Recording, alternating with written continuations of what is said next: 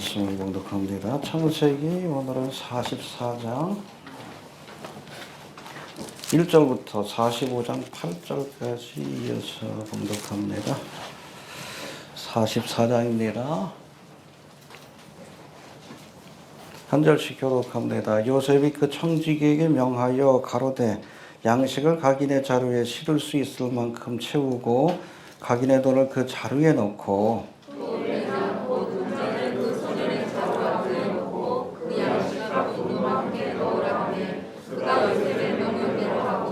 개돔시의 사람들과 그 나귀를 보내니라. 그들이 산에서 나가 멀리 가기 전에 요셉이 청지기에게 이르되 일어나 그 사람의 길을 따라 미칠 때 그들에게 이르기를 너희가 어찌하여 가고 사느냐.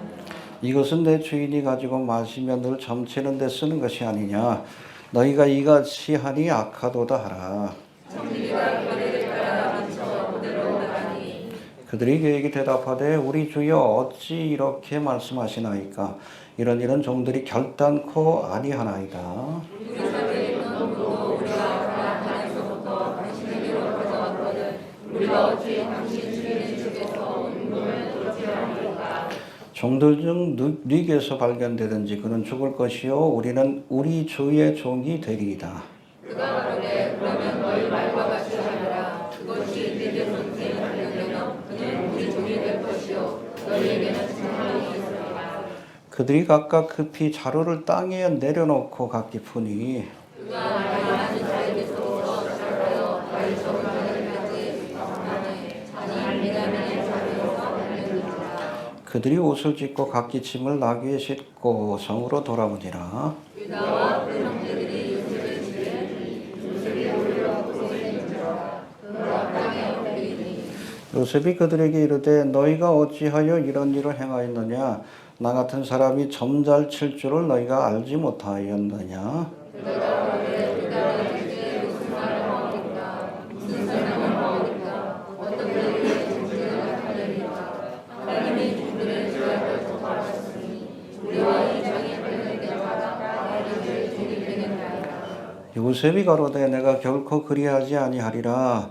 잔이 그 손에서 발견된 자만 나의 종이 되고 너희는 평안히 너희 아버지께로 도로 올라갈 것이니라. 유다가 그에게 가까이 와서 가로되 내 주여 청군의 종으로 우리의 주의 뒤에 항상 가까이하소서. 주의 종에게 도와주 마옵소서. 주는 바로와 같으시니이다.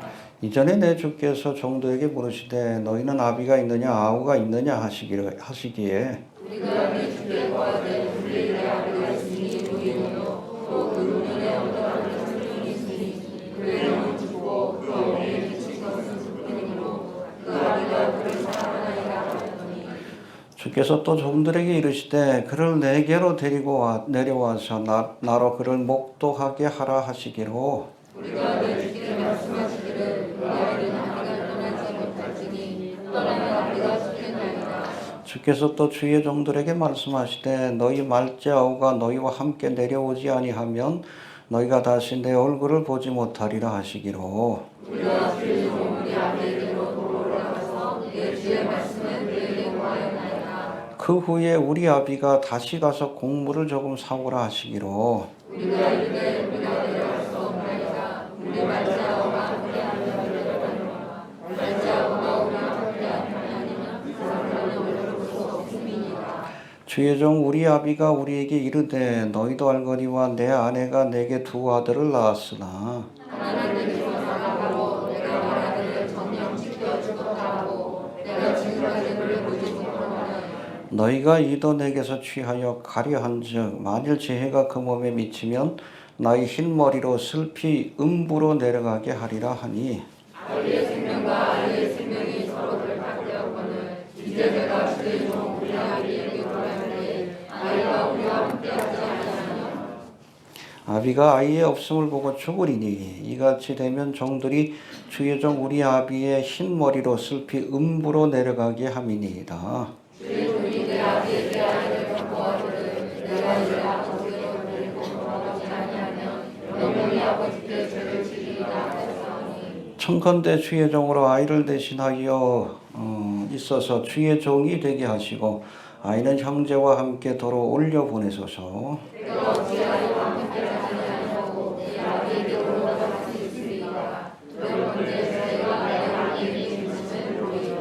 요셉이 시종하는 자들 앞에서 그 정을 억제하지 못하여 소리질러 모든 사람을 자기에게서 물러가라 하고 그 형제에게 자기를 알리는 때에 그와 함께 한 자가 없었더라.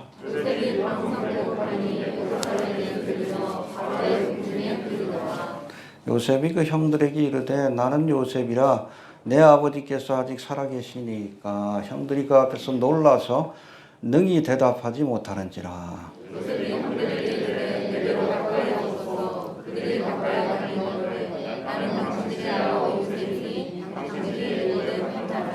당신들이 나를 이곳에 팔았으므로 근심하지 마소서, 한탄하지 마소서. 하나님이 생명을 구원하시려고 나를 당신들 앞서 보내셨나이다. 이 땅에 2년 동안 눈이 들었으나 아직 보는 구경도 못하고 수수도 못할지라. 하나님이 큰 구원으로 당신들의 생명을 보존하고 당신들의 후손을 세상에 두시려고 나를 당신들 앞서 보내셨나니 그런즉 나를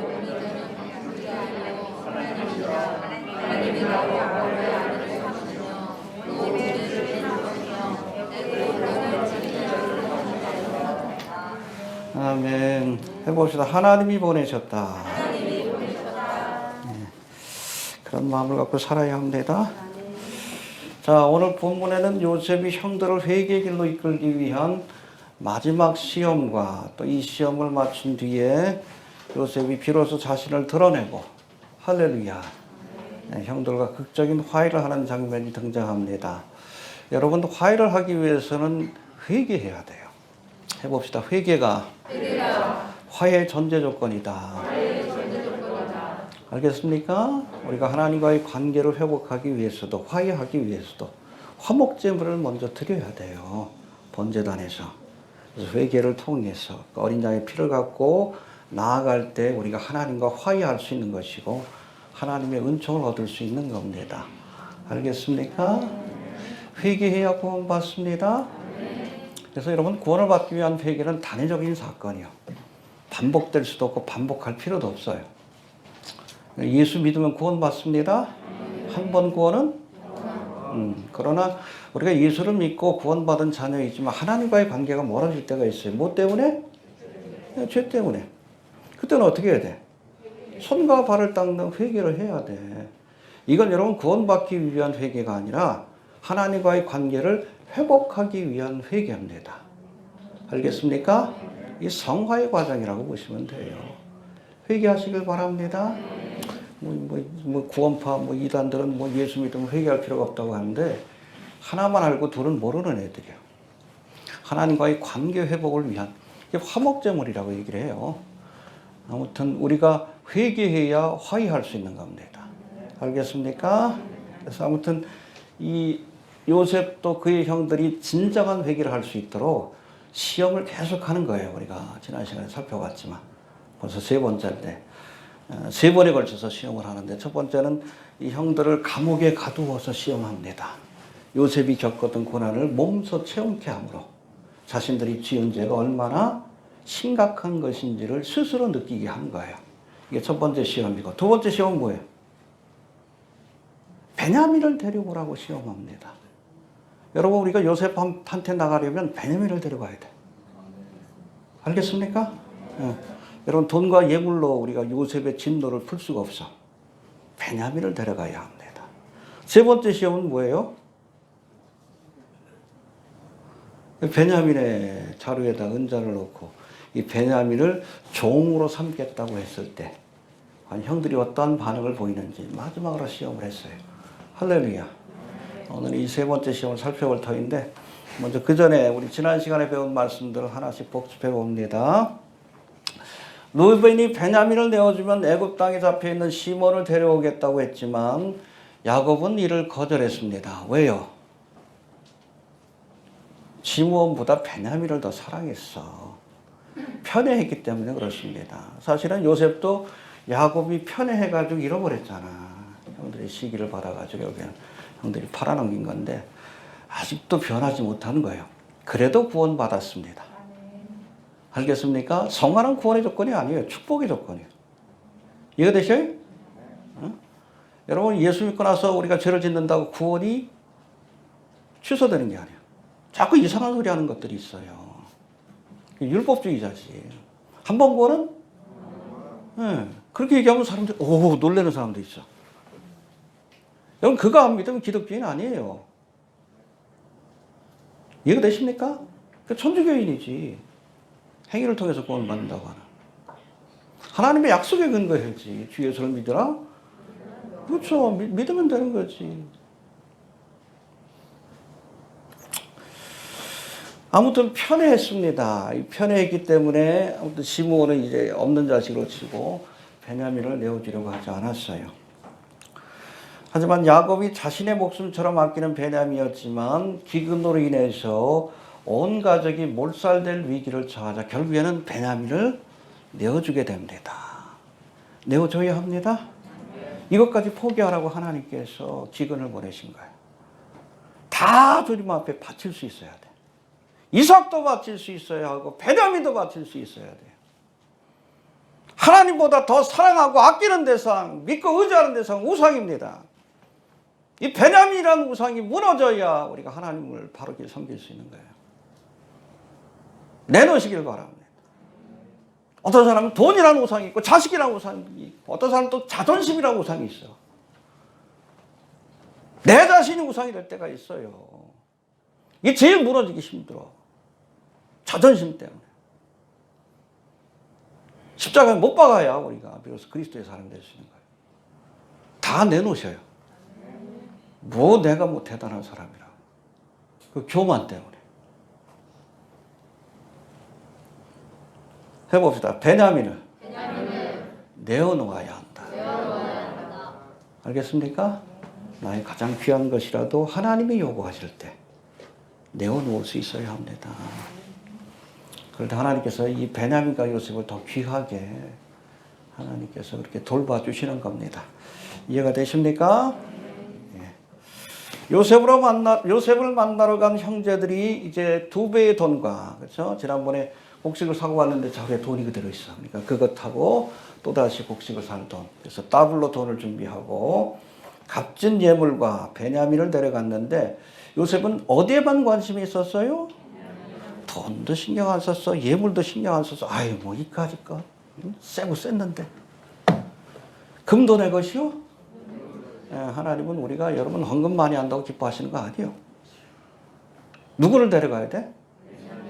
예수님을 데려가야 돼. 오른손의 아들이신. 예수님을 모시고 가셔요. 그럼 프리패스예요. 우리가 뭐 휴거 얘기할 때 가장 많은 비유를 드는 것이 에녹인데 에녹이 하나님의 심판이 있다는 사실을 깨닫고 몇 년 동안? 300년 동안 하나님과 동행하다가 들림을 받았어요. 하나님과 동행하면 마지막 때에 휴거됩니다. 예수님과 동행하면 예수님이 프리패스. 알겠어요? 천국 가는 티켓입니다. 베냐민을 데려가면 돼. 간단하죠? 어떤 분들은 뭐 어떻게 하면 휴거들이 예수님과 함께 하시라고. 그렇죠? 그 다음에 주님께서 데려가시는 거예요. 이해가 되시죠? 해봅시다. 베냐민을 데려가라. 네, 요셉의 관심은 베냐민밖에 없어요. 돈으로도 예물로도 우리가 요셉의 마음을 풀 수가 없습니다. 베냐민을 데려갈 때에 주님께서 우리를 받아주실 줄로 그렇게 믿으시길 바랍니다. 네. 베냐민을 데려온 형제들이 요셉이 만찬에 초대해 저들과 함께 먹고 마시는 은혜를 베풀었지만 요셉과 함께 먹고 마시면서도 정작 이 은혜를 베푼 요셉을 알지 못해서. 아이러니한데 이 교회 안에서 그런 사람도 있어요. 교회 나와서 열심히 은혜도 받고 나름대로 그렇죠. 재미도 느끼고 기쁨도 얻는데 정작 예수님과의 인카운터, 만남이 없는 사람들이 있어요. 예수님을 만나야 합니다. 예수님이 누군지 알아야 돼. 저도 뭐 고등학교 1학년 때부터 친구 따라왔어. 여학생들이 있다 그래가지고. 남녀공학이 아니었으니까. 예수를 만나는데 3년이 걸렸어요. 나름대로 교회 생활도 열심히 하고 뭐 임원도 하고 뭐 교사도 하는데 애들한테 가르치는 데는 나도 압니다.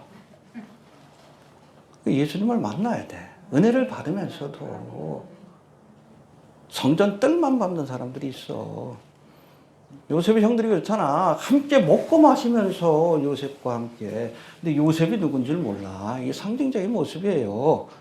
혹시 이게 내 모습이 아닌가 돌아보면서 우리가 예수님이 누군지 발견해야 합니다. 예수를 진정으로 만날 수 있어야 돼. 그럴 수 있게 되길 바랍니다. 네. 자, 이제는 본문의 말씀 세 번째 시험과 또 이제 요셉이 자신을 드러내고 이제 형제들이 화해하는 그런 장면이 본문에 기록되어 있는지 하나씩 살펴보면서 교훈을 생각해 봅니다. 이 44장의 말씀은 해봅시다. 은잔을 통한 마지막 시험. 다른 것으로 생각해 보면 베냐민을 통한 마지막 시험. 베냐민의 자루 속에 은잔을 넣고 그것을 형제들이 어떻게 반응하는지, 베냐민의 편이 되어주는지 그것을 마지막으로 살펴본 시험입니다. 창세기 44장은 요셉이 베냐민의 곡식 자루에 일부러 은잔을 집어넣어 저를 종으로 삼겠다고 했을 때에 형제들이 보인 그 반응을 살펴보는 장면이 등장하는데 20년 전 자신을 미워하여 애굽 땅에 팔아넘긴 형들이 베냐민에 대해서는 어떤 태도를 보일까? 그렇죠? 시기만 다를 뿐 똑같은 사건이. 과연 저들이 진정으로 회개했을까? 그렇죠? 여전히 베냐민에게 적대적인 모습을 보이는가? 아니면 회개한 모습을 보이는가? 그것을 살펴보고자 마지막으로 시험한 겁니다. 구체적으로 봅시다. 1절, 2절. 44장입니다. 시작.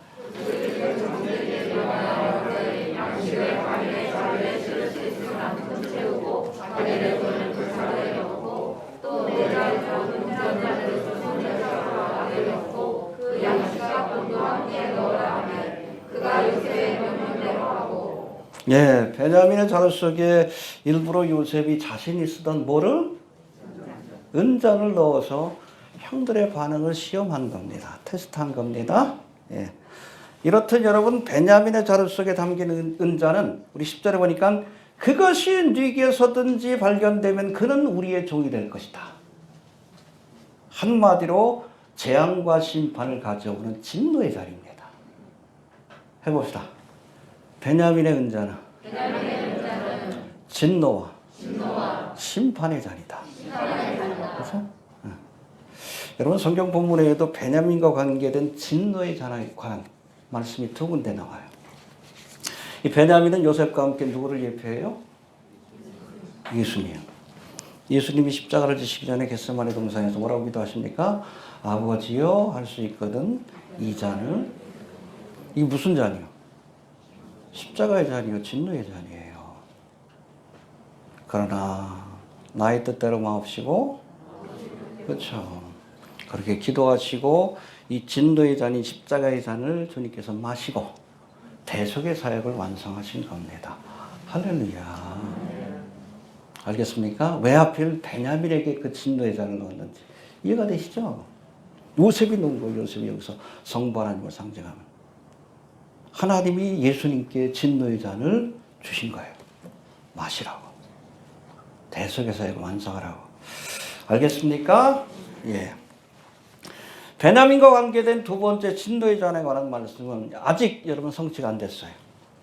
종말의 때에 성취될 사건을 예표하는데 스가랴 12장 2절에 나오는 말씀 여기 보니까 따라하세요. 보라. 내가 예루살렘으로 그 사면 국민에게 혼치케 하는 잔이 되게 할 것이라. 할렐루야. 그래서 예루살렘을 치는 자들에게 하나님께서 진노의 잔을 부어주신다. 이 혼치케 하는 잔이 트램블링 컵이라고 되어 있는데 이 재앙과 심판을 가져오는 잔이에요. 그래서 여러분 마지막 때에 예루살렘을 건들면 죽어요. 푸틴이 그래서 죽는 거예요. 건들면 죽어. 하나님의 눈동자이기 때문에 예루살렘. 근데 마지막 때에 진노의 잔이 되리라. 여러분 곡과 전쟁에서는 마구한 곡이 이 예루살렘을 건드렸다가 죽는 것이고 7년 대환란의 마지막 때에 누가 적그리스도가 이 진노의 잔을 건드렸다가 예루살렘을 침공하기 위해서 무기토 언덕에다가 여러분 군대를 직결시켰다가 거기에 직결시켜야지 여러분 예루살렘으로 갈 수 있는 거예요. 주님께서 짓밟아 버리시지. 헌치케 하는 자니 되리라. 그게 베냐민하고 무슨 상관이 있는가? 여러분 12지파가 출애굽해가지고 가나안 땅에서 유업으로 받을 때 베냐민 지파에 속한 곳이 예루살렘이에요. 기업으로 받은 땅이 얼마 안 돼. 그러나 그 안에 뭐가 포함되어 있어요? 예루살렘. 예루살렘이 마지막 때에 진노의 잔이 될 것이다. 헌치케 하는 잔이 될 것이다. 오늘 본문을 통해서 미리 알려주신 겁니다. 알겠습니까? 네. 자, 이제 16절로 넘어갑시다. 16절. 다 볼 수는 없고. 시작.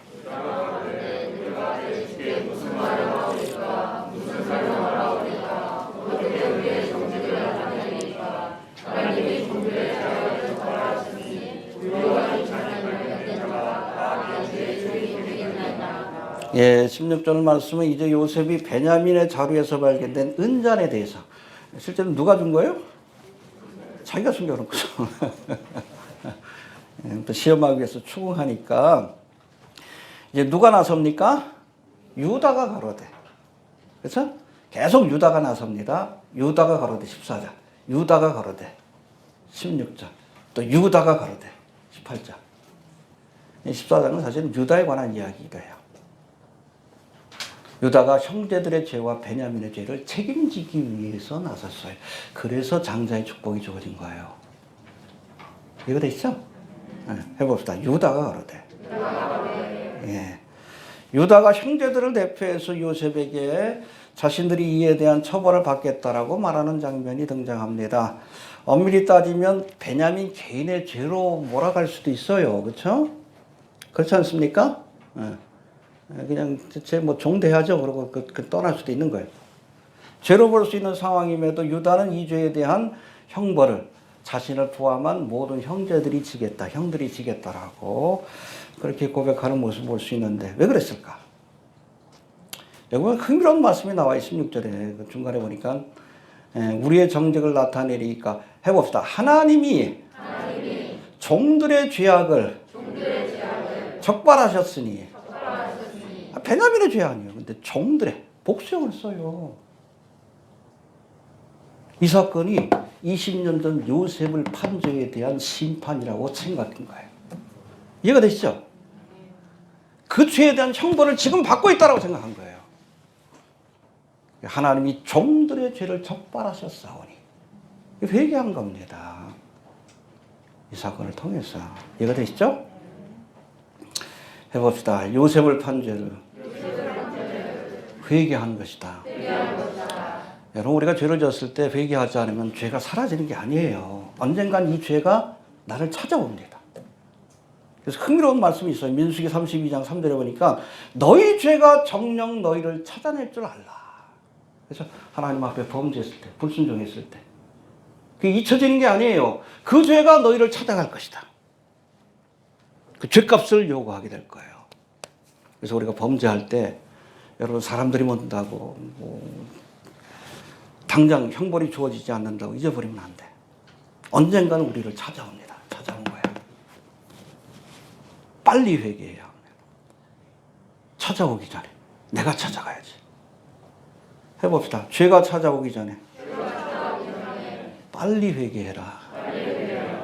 죄가 찾아온 거예요. 20년 전 일이 떠오른 거예요. 하나님이 종들의 죄악을 적발하셨나이다. 그렇죠? 이 사건을 통해서 20년의 죄를 회개한 겁니다. 이게 요셉이 받아준 거죠. 그렇죠? 네. 자, 7년 대기근 기간에 일어난 오늘 본문의 사건은 요셉의 형들로 상징되는 이스라엘 백성들이 7년 대환란의 기간 동안에 민족적으로 회개할 것을 예표하는 사건입니다. 그렇죠? 대기근의 기간에 요셉에게 지은 죄를 회개했어요. 어떤 죄? 은이십에 요셉을 팔아넘기고 죽이려고 했던 죄.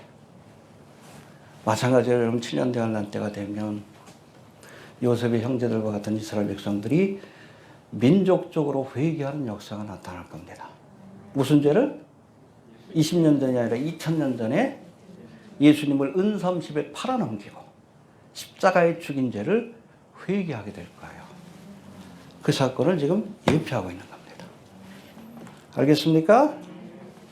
여기에 대한 예언의 말씀이 스가랴 12장 10절에 나오는데 내가 다윗의 집과 예루살렘 거민에게 은총과 간구하는 심령을 부어주리니 그래서 이스라엘 백성들이 7년 대환란의 기간 동안의 마지막 때 민족적으로 회개할 것이다.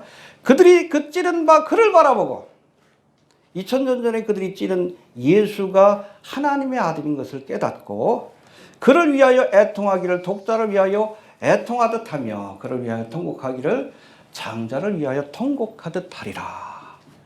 민족적으로 회개하여 하나님과의 관계가 회복될 것을 예언하신 말씀이에요. 이스라엘이 회복이 되었습니까? 나라는 세워졌지만 성은 완성이 되었지만 신앙은 회복이 안 되었어요. 그래서 이스라엘 백성들은 뭐 성전을 재건하면 이 신앙이 회복될 거라고 생각하는데 아니요.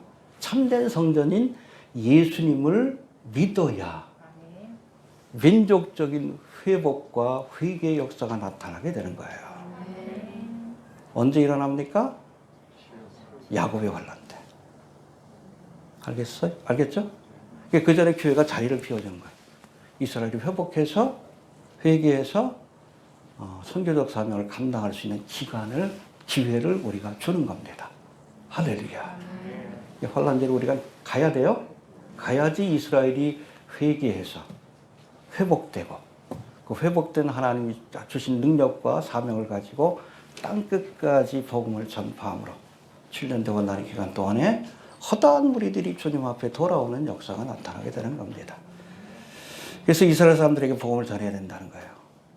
왜 저 책을 이렇게 번역해가지고 보내려고 하는지 아시죠? 그들이 여러분 7년 대환란 동안에 하나님의 사역을 감당하기 때문에 그런 겁니다. 알겠습니까? 네, 그렇죠? 요셉을 팔아넘긴 그 죄를 회개한 형제들처럼 7년 대환란이 되면 예수님을 십자가에 못 박은 죄를 회개하고 하나님과의 관계를 회복하게 될 겁니다. 할렐루야. 예, 33절 34절 봅시다. 시작.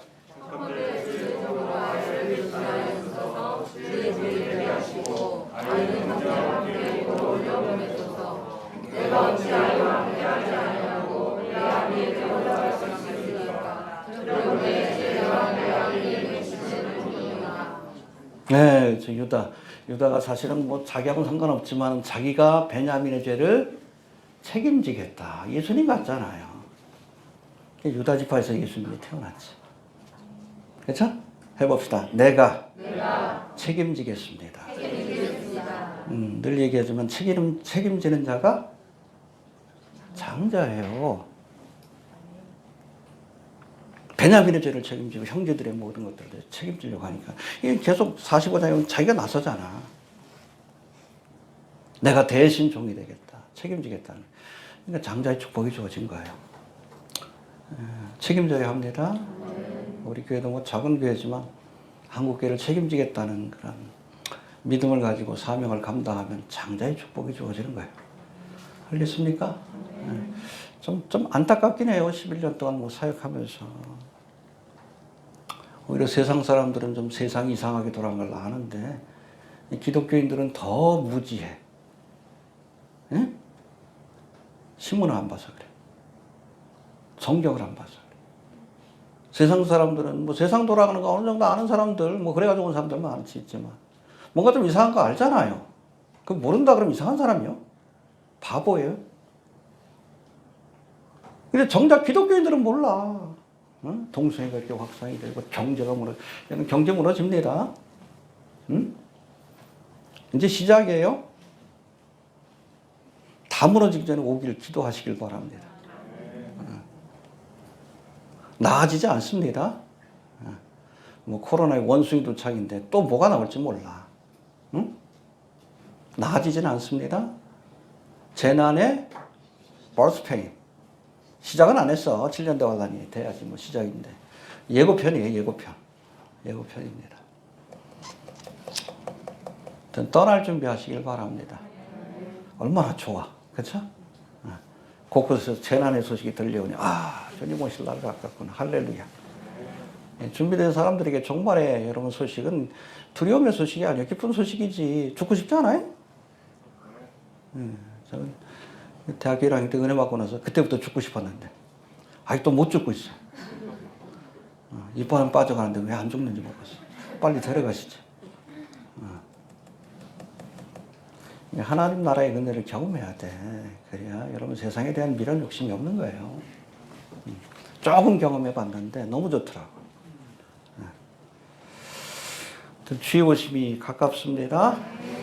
해봅시다. 책임지는 자다. 책임져야 그 사명을 주시는 거예요. 알겠습니까? 자, 그리고 45장으로 넘어가서 1절, 2절 한번 봅시다. 45장. 시작.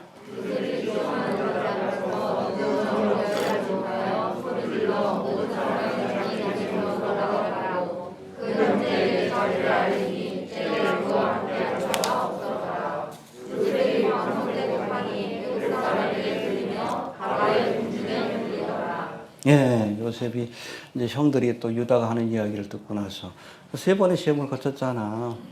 진실한 회개하는 모습을 보고 빵 터져버린 거예요. 감정을 억제하지 못해서. 해봅시다. 요셉이 우니라. 왜 울었을까요? 정을 억제하지 못해서 온 것이고, 두 번째는 유다와 형제들이 진심으로 회개하는 모습을 보면서 기뻐가지고 온 거예요. 우리가 주님 앞에 진심으로 회개하고 나아가면 하나님께서 기쁨으로 우리를 영접해 주십니다. 해봅시다.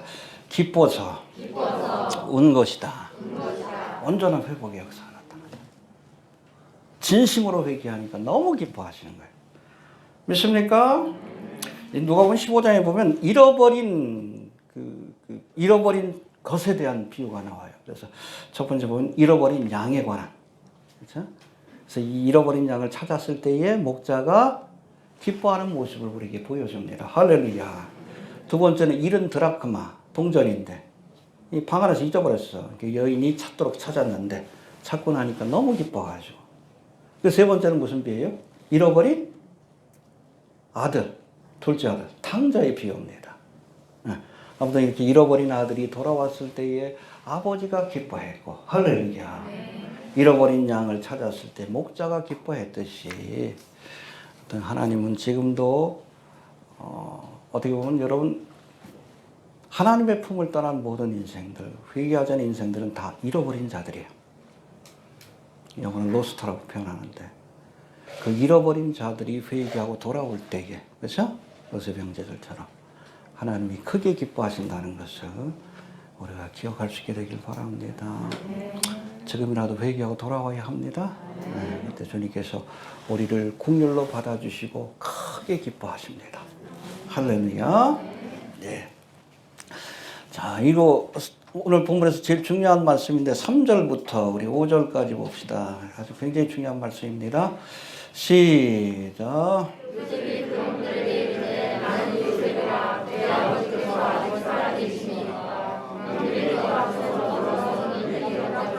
네, 형들이 놀랐어. 그야말로 충격과 공포지. 얼마나 놀랬겠어. 영어로 뭐 dismayed라고 돼 있는데 충격과 공포요. 응? 두렵잖아. 두렵잖아. 세상의 권세를 가진 그 애굽의 총리 대신이 자신들이 팔아넘긴 요셉이요. 두렵지. 두려워할 필요가 없어요. 회개했으니까. 그렇죠? 여러분 죄를 회개하지 않고 심판의 주님을 만난다는 것이 얼마나 두려운 일인지를 알아야 합니다. 두려워서, 하나님이 두려워서 지옥으로 걸어 들어가게 될 거예요. 자발적으로. 하나님이 두려워서. 아무튼 우리가 회개해야 합니다. 회개하는 자에게는 인자와 자비로 대해 주시지만 그렇지 않은 자들은 여러분 심판의 호를 드신 두려운 하나님을 만나야 합니다. 알겠습니까? 요셉의 형들처럼 그전에 회개했으니까 좀 다행이죠. 이해가 되시죠? 4절 봅시다. 시작.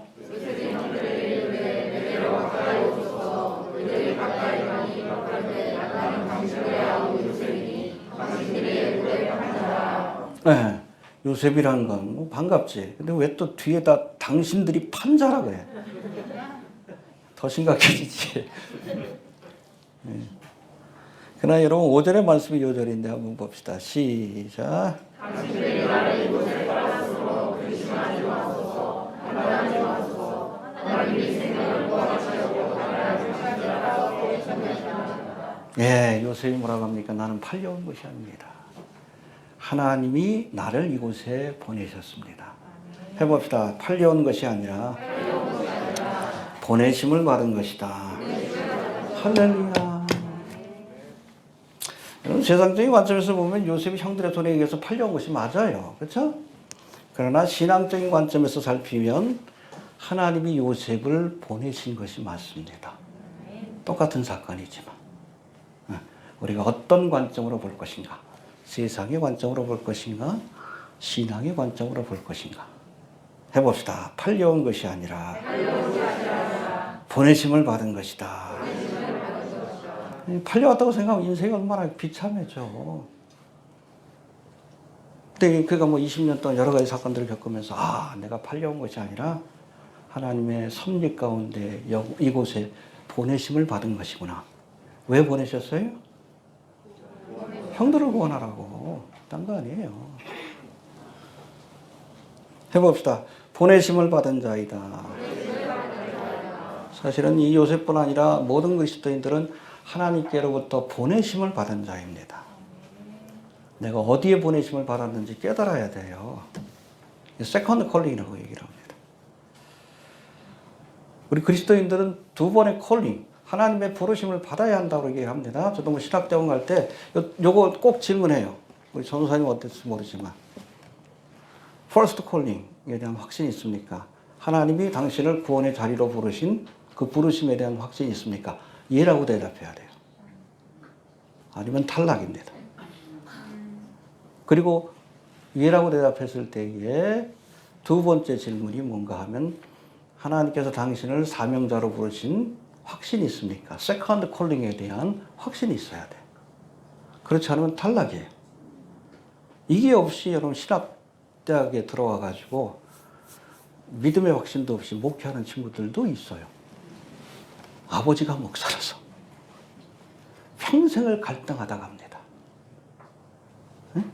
퍼스트 콜링과 세컨드 콜링에 대한 분명한 확신이 없이 미국에 뭐 그런 말이 있잖아요. 그 은혜도 받지 못하고 목사나 되라.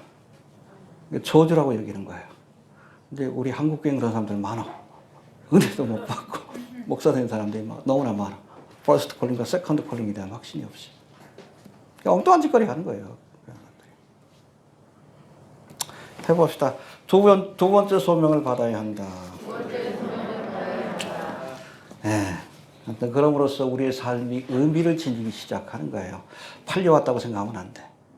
하나님께서 나를 애굽 땅으로 보내셨다. 할렐루야.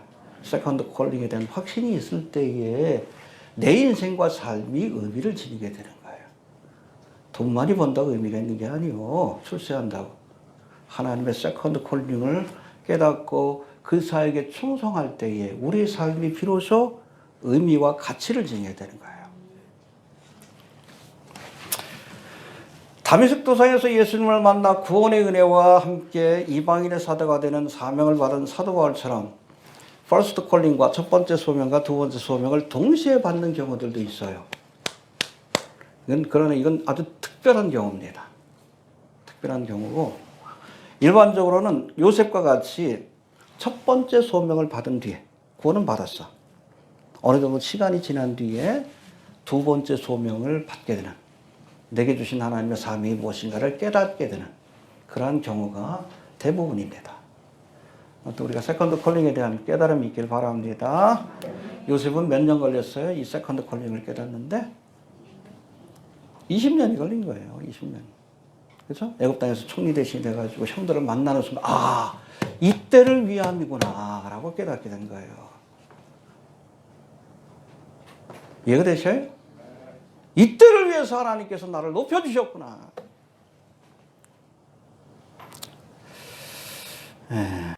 오늘 5절에서 나는 팔려온 것이 아니라 보내심을 받은 것이다.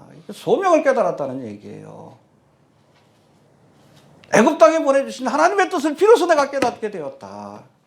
이 고백하는 거예요. 아무튼 그런 의미에서 이 시간엔 요셉이 이 두 번째 소명을 깨닫게 되는 그런 과정들을 잠깐 한번 살펴봅니다.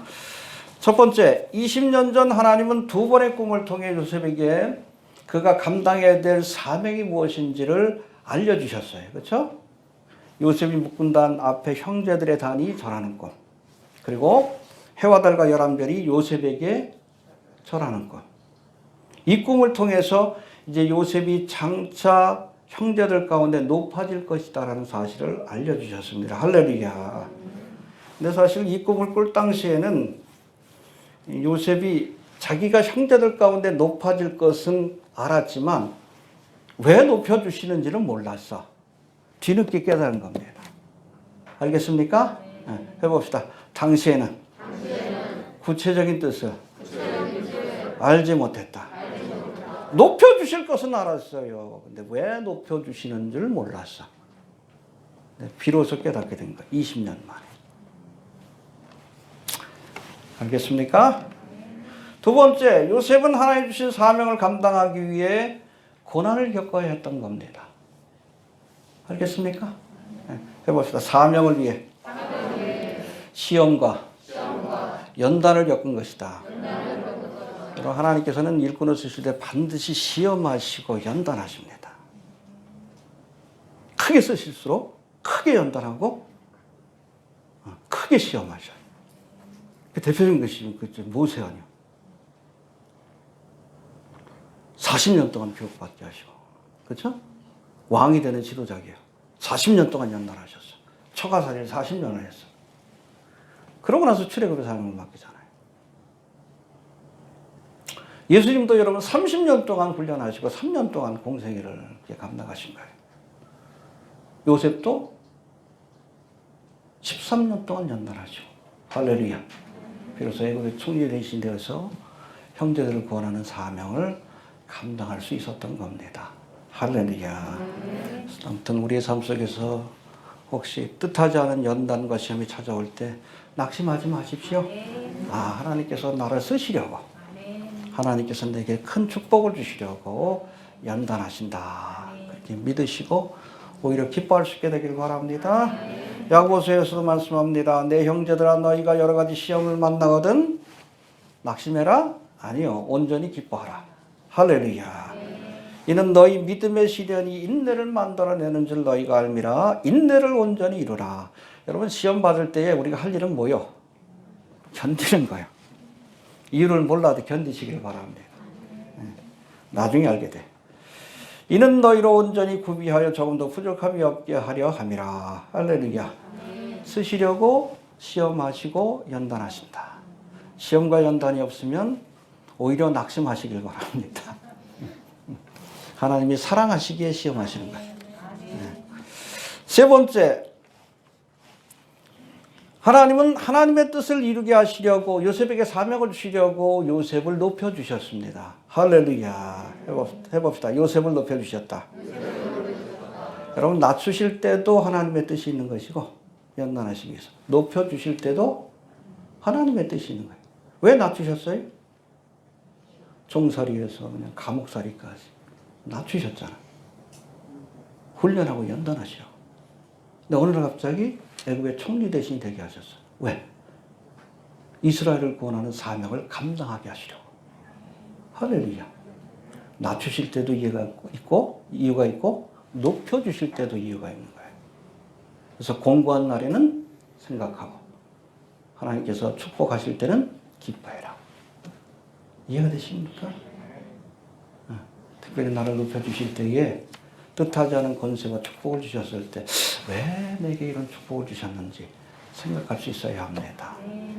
모르드게가 그랬잖아. 에스더에게 하만의 흉계로부터 이스라엘을 구원하라 그랬더니 망설여. 내가 30일 동안 왕의 부름을 받지 못했습니다. 부름 받지 못하고 나갔을 때 왕의 호를 내밀지 않으면 그 자리에 죽이는 거야. 겁이 나지. 망설이니까 모르드게 뭐라고 해. 내가 왕후의 위를 얻은 것이 이때를 위함이 아닌지 누가 알겠느냐. 모르드게가 사실은 사촌 오빠인데 딸처럼 키웠어. 부모를 여의어가지고. 히브리 종의 후손인데. 하루아침에 바사국의 왕후가 됐어. 왜 그런 축복을 주셨겠어요? 이때를 위함이 아닌지 누가 알겠느냐. 너를 통해 이스라엘을 구원하라고 하나님께서 이 권세와 영광과 축복을 주신 것이 아니겠느냐. 나서라! 그렇잖아요. 다른 사람들 통해서 하나님께서 역사하겠지만 너는 하나님으로부터 심판을 받게 될 것이다. 깨닫고 나서 그러면 내가 죽으면 죽으리라. 금식하고 나간 거예요. 이해가 됩니까? 낮추실 때도 뜻이 있고 높이실 때도 뜻이 있습니다. 또 전도서 3장에 가면 낮추실 때가 있고 높여주실 때가 있는 겁니다. 하나님이 낮추신다고 낙심할 필요도 없고 하나님이 높여주신다고 교만할 필요도 없어. 여하튼 낮추실 땐 낮아진 자리에서 높여주실 땐 높아진 자리에서 하나님의 뜻을 행할 수 있는 성도들이 되시길 바랍니다. 네 번째, 하나님은 하나님의 뜻을 이루게 하시려고 요셉이 형들을 만나게 하셨습니다. 할렐루야. 해봅시다. 만나게 하셨다. 꿈을 주시고 연단하시고 높여주신 후에 이제 요셉이 기근으로 인해서 식량을 구하러 온 형들을 만나게 되었는데, 여러분 이 만남이 우연한 만남이 아닙니다. 우리 만남은 우연이 아니야. 여러분 적어도 성도들의 만남은 우연한 만남은 없어요. 잘 몰라도 필연적인 만남입니다. 악인과의 만남도 필연적인 만남이에요. 성도들의 삶에는 모든 것이 합력하여 선을 이루기 때문에. 알겠습니까? 해봅시다. 우연한 만남이 아니다. 형들과의 만남뿐 아니라 20년 전 애굽 땅에 팔려온 요셉이 시위대장 보디발을 만난 것도 우연이 아닙니다. 왜 하필 거기 팔려갔을까? 우연이 아니에요. 또 억울한 누명을 쓰고 시위대 감옥에 갇혀 왕의 술 맡은 관원장을 만난 것도 우연이 아닙니다. 하나님의 계획 속에서 되어진 일이에요.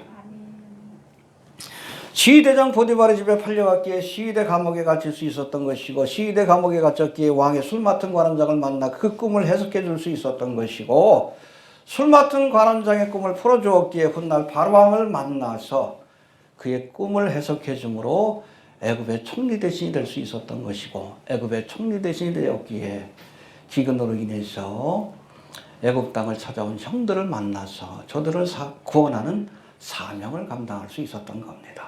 할렐루야. 우리의 만남은 우연이 아니야. 믿습니까? 필연적인 만남입니다.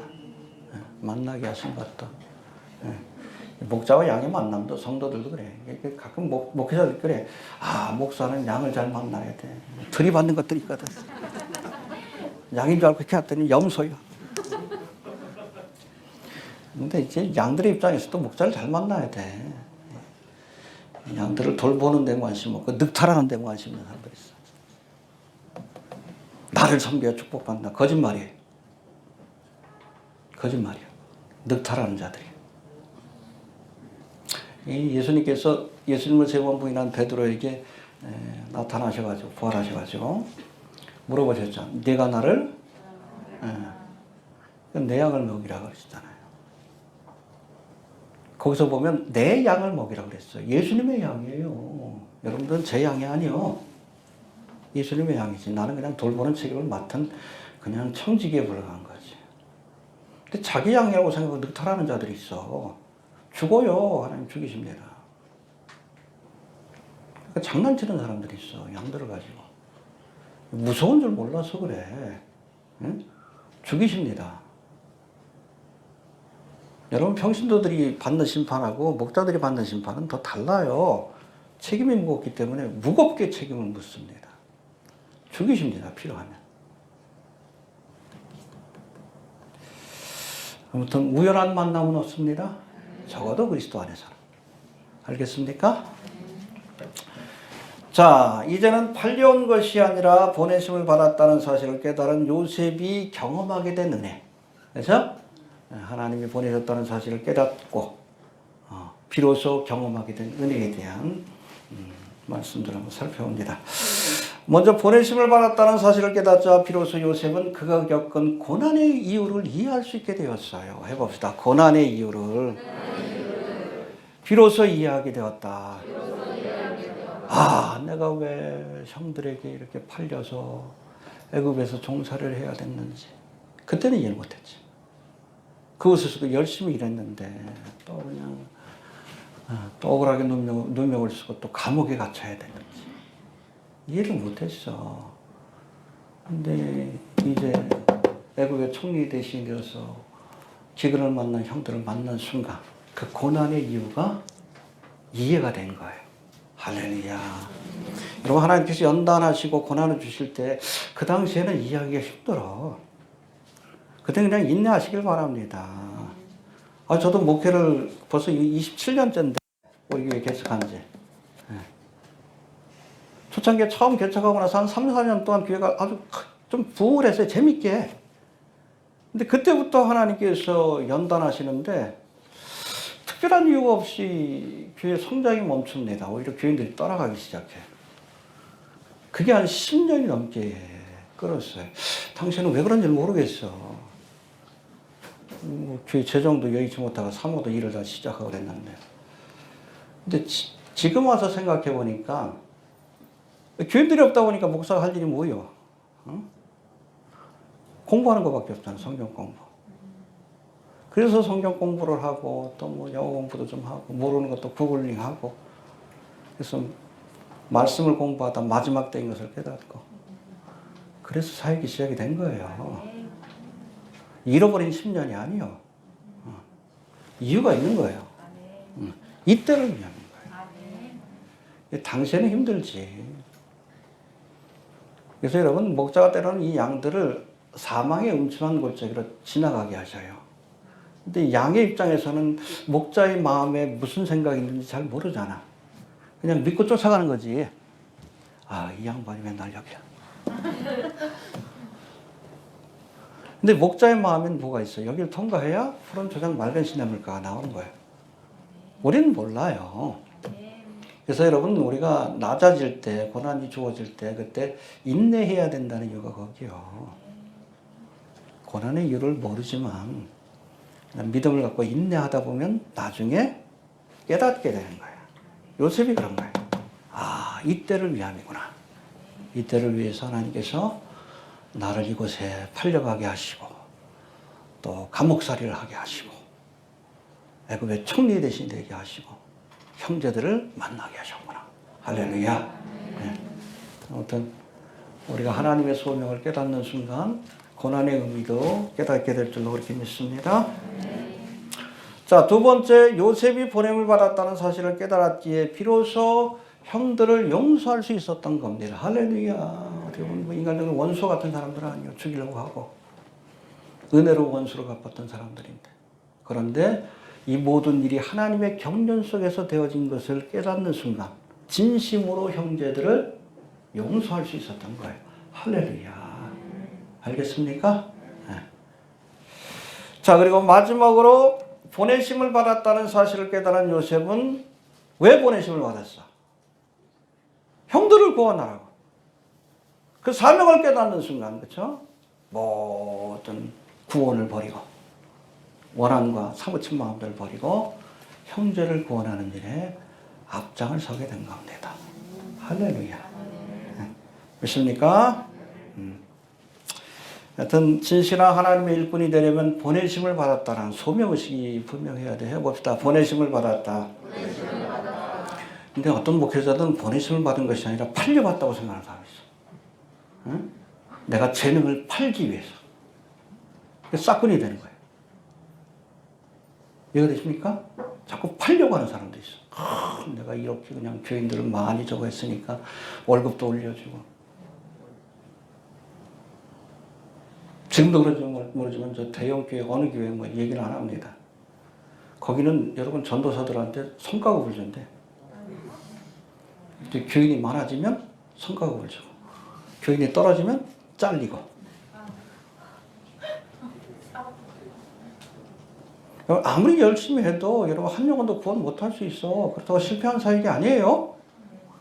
스데반이 그랬잖아. 한 명도 설득 못했어. 근데 요나는 여러분 한 번 설교했는데, 대충 설교했는데 17만 명이 회개했잖아. 요나가 위대해? 아니요. 하나님의 관점은 다른 거예요. 자꾸 숫자로 여러분 모든 것들을 자꾸 판단하려고 해. 그런 사람들은 여러분 양 한 마리가 소중하지 않아요. 99마리가 소중해요. 영혼으로 보이는 것이 아니라 숫자로 보여. 돈으로 보여. 성과급을 주고 떨어지면 교인들이 줄어들면 잘라버리고. 이게 뭐하는 짓거리야. 그런데 팔려가면 안 돼. 하나님의 종들. 이해가 되십니까? 돈 때문에, 명예 때문에 팔려가면 안 돼. 어디에 있든지 내가 보내심을 받았다. 할렐루야. 한 영혼도 구원 못해도 돼요. 열심히 씨 뿌리면 돼. 그렇죠? 해봅시다. 팔려온 것이 아니라 보내심을 받은 것이다. 팔려다니면 안 돼요. 그건 싹거리예요. 싹썰기에서. 자, 마지막으로 요셉에게 기근으로 죽을 형제들을 살리는 사명이 주어졌다면 우리에게도 이런 사명이 주어졌는데 우리에게는 그렇죠? 영적인 기근으로 죽어가는 영혼들을 살려야 할 그런 복음 전파의 사명이 주어졌다는 것을 기억할 수 있게 되길 바랍니다. 아모스 8장 11절에 보니까 주 여호와께서 가라사대 때 보라 날이 이를지라. 마지막 때입니다. 지금이에요. 내가 기근을 땅에 보내리니 하나님이 기근을 보내신다고 했어요. 어떤 기근? 양식이 없어 주림이 아니며 물이 없어 가람이 아니요 여호와의 말씀을 듣지 못한 기갈이라. 교회에서도 하나님의 말씀을 듣기 힘들어요. 진리를 선포하는 교회들이 많지 않습니다. 영적인 기갈이에요. 영적인 기갈. 엉뚱한 짓거리나 하지. 프로그램으로 교회를 돌리려고 하고. 뉘이지 사상이라 가르치고 번영신앙이라 가르치고 하나님의 말씀을 배울 수 있는 것이 없어요. 그들을 살려야 합니다. 그렇죠? 우리가 말씀을 들어야 구원받는 거예요. 믿음은 들으면서 나오는데. 영적인 기근이요. 지금이. 요셉 때는 여러분 육적인 기근이었죠. 영적인 기근이 몰려오고 있어요. 강단에서도 하나님의 말씀을 듣기 힘들어. 드래그 킨 목사 봤어요? 참. 도대체 어디까지 봐야 되는지 빨리 오셔야지, 그렇죠? 말씀이 없으니까 그렇지. 말씀을 알아도 믿지 않으니까. 그런 자들이 뭘 가르치고 왔어? 응? 그런 자들이 강단에서 뭘 가르치고 왔어?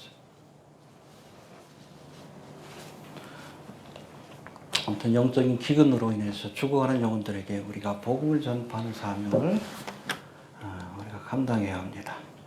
알겠습니까? 요셉이 형제들을 구원하는 사명을, 기근에서 구원하는 사명을 감당했듯이 모두 이 마지막 때에 하나님의 말씀을 듣지 못해서 죽어가는 그 영혼들을 살리기 위한 그런 복음 전파의 사명을 감당해야 할 줄로 그렇게 믿으시길 바랍니다. 내가 누구를 보내며 누가 나를 위하여 갈고. 우리가 어떻게 해야 돼요? 나를 보내소서. 내가 여기 있나이다. 할렐루야. 쟤만 보내소서. 그러면 안 돼요? 자, 정리합니다. 베냐민의 자루에서 은잔이 발견되자 유다가 베냐민의 죄를 대신 감당하고 그의 형제들을 구원하기 위해 나섰습니다. 그래서 유다에게 장자의 축복이 주어진 거예요. 그래서 유다의 후손으로 예수님이 오신 겁니다. 알겠습니까? 예. 자신들의 운명을 결정지을 권세를 가진 애굽의 총리 대신이 20년 전 자신들이 반 요셉이라는 사실을 깨달은 요셉의 형들은 놀라고 두려워했지만 우리가 회개하지 않으면 우리가 두려움 가운데 심판의 주를 만나야 합니다. 알겠습니까? 이런 형들에게 요셉은 당신들이 나를 이곳에 팔았으므로 근심하지 마소서, 한탄하지 마소서. 하나님이 생명을 구원하시려고 나를 당신들 앞서 보내셨나이다. 팔려온 것이 아니라 보냄을 받았다. 할렐루야. 네. 아무튼 이런 고백과 함께 저들의 죄를 용서해주고 저들을 구원하는 일에 최선을 다했습니다. 할렐루야. 기근으로 죽을 수밖에 없는 이스라엘을 구원하시기 위해 애굽 땅으로 요셉을 보내신 것처럼 하나님 오늘도 죽어가는 영혼들을 구원하시기 위해 세상으로 나아갈 일꾼을 부르고 계시는 줄로 그렇게 믿으시길 바랍니다. 내가 누구를 보내며 누가 우리를 위하여 갈고 날 보내소서 내가 여기 있나이다. 우리가 그렇게 고백할 수 있는 성도들 좀 되시길 바랍니다. 어떤 급격하게 좀 진행되고 있죠. 중동의 상황도 그렇고 뭐 경제 붕괴 이번 주에 뭐 글을 제가 못 썼지만 아주 가속화되고 있어요. 나아지진 않을 거예요. 계속 주가 떨어지고 그렇죠. 비트코인도 떨어지고 경제가 이제 붕괴의 길로 간다라고 보시면 됩니다. 이미 여러분 경제 붕괴를 경험하고 있는 나라들도 속출하고 있고 잘 버티십시오. 잘 버티십시오. 어떤 경제가 전에도 한번 글 쓴 적이 있는데 뉴 월드 오더 계획 중에 첫 번째가 뉴 월드 이코노믹 오더를 세우는 거예요. 새로운 세계의 경제 질서를 세우고 그걸 바탕으로 뉴 월드 폴리티컬 오더 세계 정부를 세우고 또 그것을 유지하기 위해서 뉴 월드 릴리전 오더 세계 종교를 통합해가지고 하나가 되게 하는 것.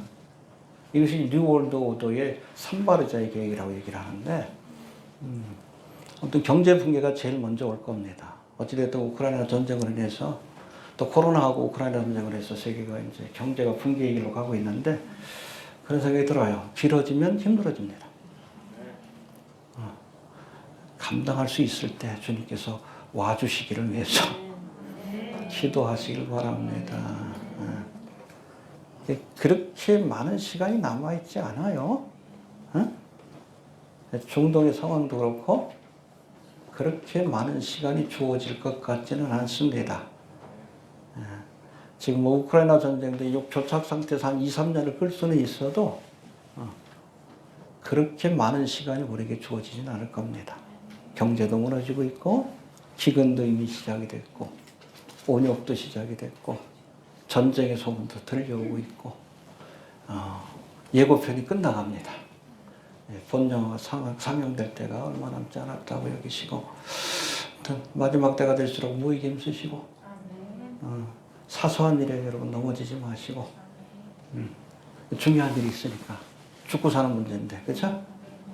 신앙생활에 더욱더 최선을 다하시고 마지막까지 믿음 잃지 않는 우리 성도들이 되시길 바랍니다. 주신 말씀 붙들고 기도합니다. 하나님 은혜를 감사합니다. 오늘 귀한 말씀을 통해